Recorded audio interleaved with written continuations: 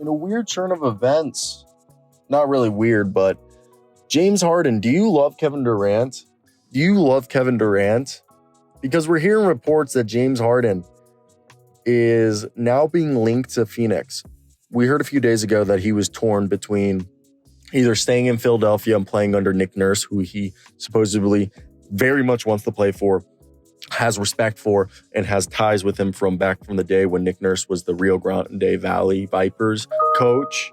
But he used to spend time, with the organization. Sorry, I'm at work, guys, and I just got an email, so ignore that, okay? And for me, when I look at this current situation, I think this is a team that, how do you get him? Is it a Chris Paul trade? Do you call up the Sixers and you go, oh, by the way, we'll send you Chris Paul, Landry Shamet, and whatever assets, or in a sign and trade for James Harden? Take it or leave it, because if not, he's going to Houston. Now you start to think, what would you want him to do? Because this is a team that definitely has an interesting turn of events that I think will lead to something being a bit more interesting when you think about a team like the Suns that are allegedly going after James Harden. Let me read you what this tweet says, basically. So this tweet right here says, I'm still as flabbergasted.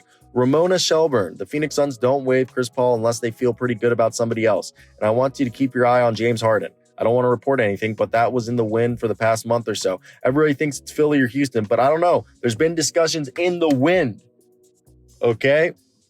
And obviously it would have to be a sign and trade, or James Harden's just coming over for free. But I think a sign and trade for Chris Paul would make the most sense. And you're thinking, what assets do they even have to give up?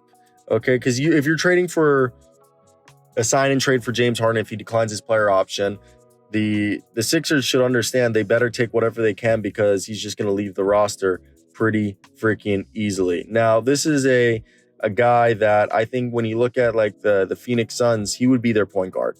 James Harden at this career, they would want him to be the point guard, because it's going to be a interesting place.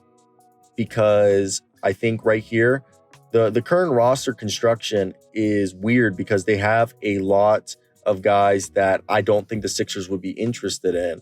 And I don't even mean that in like a rude way. Like legitimately, I don't know if the Sixers would care, okay? And for some of these players, but if the Suns have the leverage where they're just telling them, hey, if you don't take this deal, he's just going to come here or go to Houston and you're going to get nothing in return. So I feel like that's kind of a good bargaining chip, because the only players they can offer besides Chris Paul, okay, Landry Shamet, like I mentioned earlier. You want Cameron Payne? You want DeAndre Ayton? You want Ish Wainwright, who's on a team option? You want to sign and trade Darius Bazley, Philadelphia? Like, it's just very hard to see this go down.